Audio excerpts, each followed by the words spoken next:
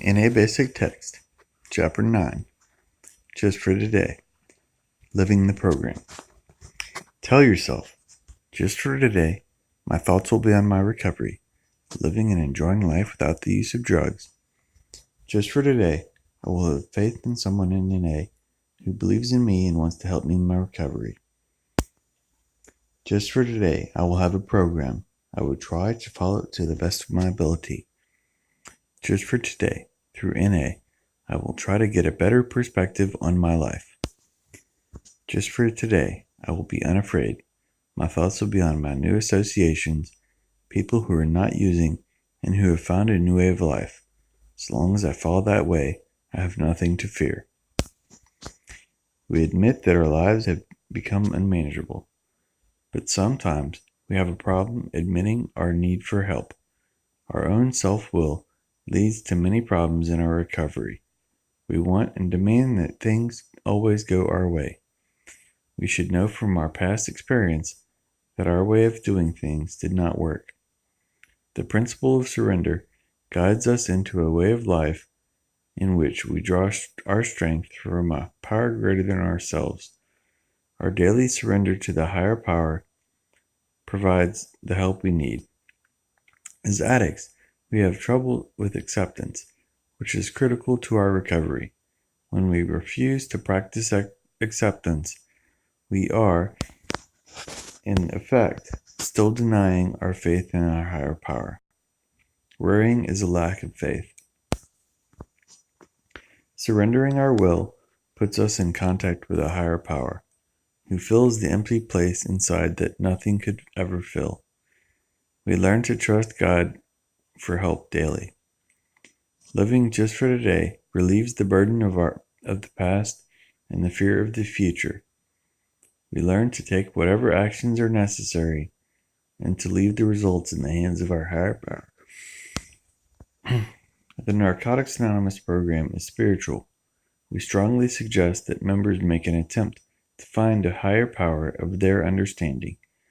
Some of us have had profound spiritual experiences, dramatic and inspirational in nature. For others, the awakening is more subtle. We recover in an atmosphere of acceptance and respect for one another's beliefs. We try to avoid the self-deception of arrogance and self-righteousness. As we develop faith in our daily lives, we find that our higher power supplies us with the strength and guidance that we need. Each of us is free to work out our own concept of a higher power. Many of us were suspicious and skeptical because of disappointments that we have had with religion. As new members, the talk of God we heard in meetings repelled us. Until we sought our own answers in this area, we were trapped in the ideas gathered from our past. Agnostics and atheists sometimes start by talking to whatever's there. There is a spirit or an energy that can be felt in the meetings. This is sometimes the newcomer's first concept of a higher power. Ideas from the past are often incomplete and unsatisfactory. Everything we know is subject to revision, especially what we know about the truth. We reevaluate our old ideas so we can become acquainted with the new ideas that lead to a new way of life. We recognize that we are human with a physical, mental, and spiritual sickness. When we accept that our addiction caused our own hell and that there is a power available to help us, we begin to make progress in solving our problems. Lack of daily maintenance can show up in many ways. Through open-minded effort, we come to rely on a daily relationship with God as we understand Him. Each day, most of us ask our higher power for help to stay clean. And each night we give thanks for the gift of recovery. As our lives become more comfortable, many of us lapse into spiritual complacency and risking relapse we often find ourselves in the same horror and loss of purpose from which we have been given only a daily reprieve. This is hopefully when our pain motivates us to renew our daily spiritual maintenance. One way that we can continue a conscious contact, especially in hard times, is to list the things for which we are grateful. Many of us found that setting aside quiet time for ourselves is helpful in making conscious contact with our higher power. By quieting the mind, meditation can lead us to calmness and serenity. This quieting of the mind can be done in any place, time, or manner according to the individual. Our higher power is accessible to us at all times. We receive guidance when we ask for knowledge of God's will for us. Gradually, as we become more God-centered than self-centered, our despair turns to hope. Change also involves the great source of the fear, the unknown. Our higher power is the source of courage that we need to face this fear. Some things we must accept, others we can change. The wisdom to know the difference comes with growth in our spiritual program. If we maintain our spiritual condition daily, we find it easier to deal with the pain and confusion. This is the emotional stability that we so badly need. With the help of our higher power, we never have to use again. Any clean addict is a miracle. We keep this miracle alive in ongoing recovery with positive attitudes. If, after a period of time, we find ourselves in trouble with our recovery, we have probably stopped doing one or more of the things that helped us in our early stages of our recovery. 3 basic spiritual principles are honesty, open-mindedness, and willingness. These are the how of our program. The initial honesty that we express is the desire to stop using. Next, we honestly admit our powerlessness and the unmanageability of our lives. Rigorous honesty is the most important tool in learning to live for today. Although honesty is difficult to practice, it is most rewarding. Honesty is the antidote to our diseased thinking. Our newly found faith serves as a firm foundation for courage in the future. What we knew about living before we came to NA almost killed us. Managing our own lives got us to the Narcotics Anonymous program. We came to NA knowing very little about how to be happy and enjoy life. A new idea cannot be grafted onto a closed mind. Being open-minded allows us to hear something that might save our lives. It allows us to listen to opposing points of view and come to conclusions of our own. Open-mindedness leads us to the very insights that have eluded us during our lives. It is this principle that allows us to participate in a discussion without jumping to conclusions or predetermining right or wrong. We no longer need to make fools of ourselves by standing up for non-existent virtues. We have learned that it is okay to not know all the answers, for then we are teachable and can learn to live our new life successfully. Open-mindedness without willingness, however, will get us nowhere. We must be willing to do whatever is necessary to recover. We never know when the time will come when we must put forth all the effort and strength we have just to stay clean. Honesty, open-mindedness, and willingness work hand in hand. The lack of one of these principles in our personal program can lead to relapse, and will certainly make recovery difficult and painful when it could be simple. This program is a vital part of our everyday living. If it were not for this program, most of us would be dead or institutionalized. Our viewpoint changes from that of a loner to that of a member. We emphasize setting our house in order because it brings us relief. We trust in our higher power for the strength to meet our needs. One way to practice the principles of how is by taking a daily inventory. Our inventory allows us to recognize our daily growth. We shouldn't forget about our assets while striving to eliminate our defects. The old self-deception and self-centeredness can be replaced with spiritual principles. Staying clean is the first step in facing life. When we practice acceptance, our lives are simplified. When problems arise, we hope to be well equipped with the tools of the program. We honestly have to surrender our own self-centeredness and self-destructiveness. In the past, we believed desperation would give us the strength to survive. Now we accept responsibility for our problems and see that we're equally responsible for our solutions.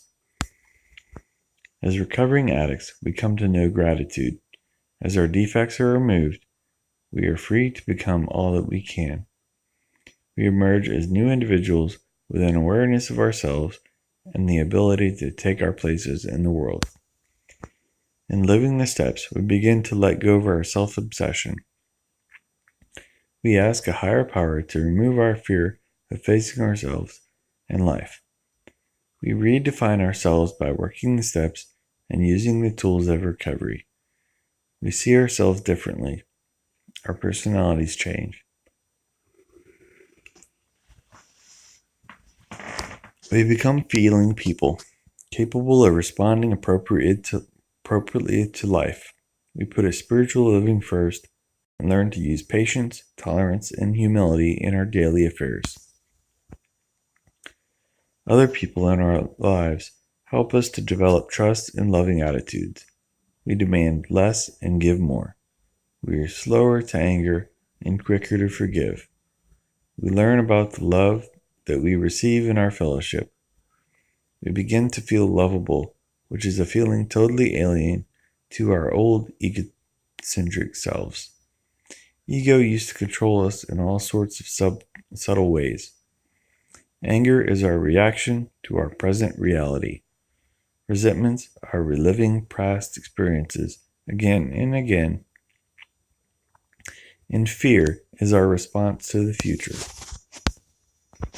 We need to become willing to let God remove these defects that burden our spiritual growth. New ideas are available to us through the sharing of our living experience. By rigorously practicing the few spiritual simple guidelines in this chapter, we recover daily. The principles of the program shape our personalities. From the isolation of our addiction, we find a fellowship of people with a common bond of recovery. NA is a lifeboat in a sea of isolation, hopelessness, and destructive chaos. Our faith, strength, and hope come from people sharing their recovery and from our relationship with the God of our own understanding.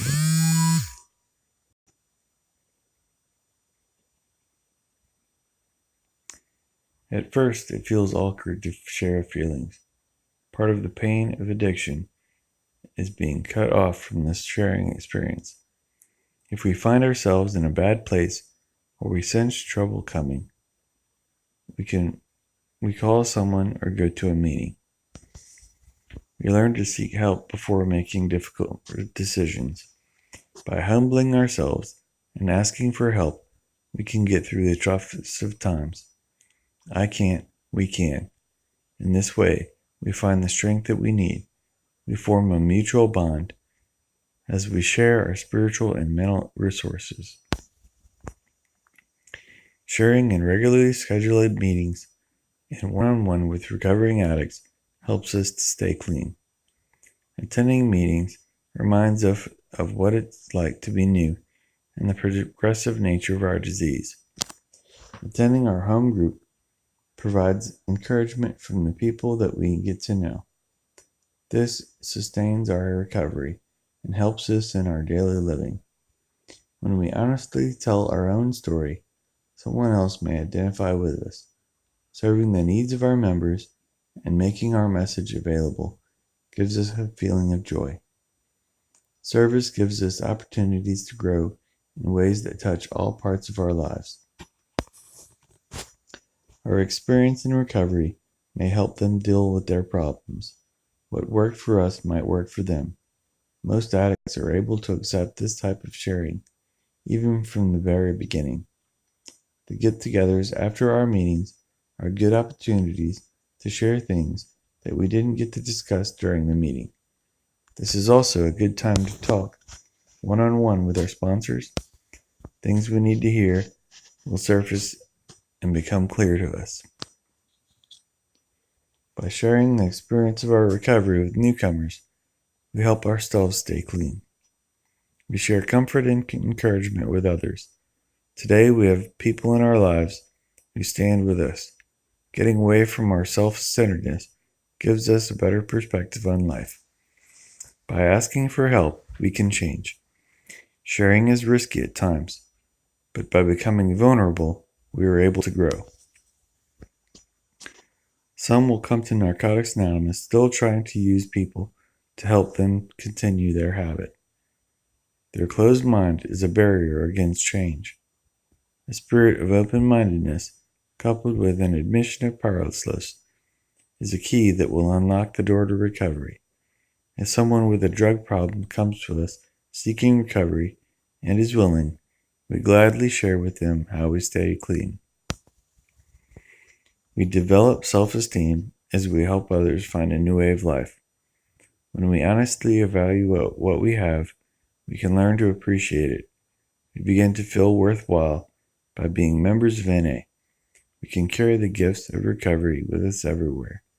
The 12 steps of Narcotics Anonymous are a progressive recovery process established in our daily living. Ongoing recovery is dependent on our relationship with the loving God who cares for us and will do for us what we find impossible to do for ourselves. During our recovery, each of us comes to our own understanding of the program. If we have difficulties, we trust our groups, our sponsors, and our higher power to guide us. Thus, recovery as found in Narcotics Anonymous comes both from within and without. We live it a day at a time, but also from moment to moment. When we stop living in the here and now, our problems become magnified unreasonably. Patience isn't a strong point with us. That's why we need our slogans and our NA friends to remind us to live the program just for today. Tell yourself, just for today, my thoughts will be on my recovery, living and enjoying life without the use of drugs. Just for today, I will have faith in someone in NA who believes in me and wants to help me in my recovery. Just for today, I will have a program. I will try to follow it to the best of my ability. Just for today, through NA, I will try to get a better perspective on my life. Just for today, I will be unafraid. My thoughts will be on my new associations, people who are not using, and who have found a new way of life. So long as I follow that way, I have nothing to fear.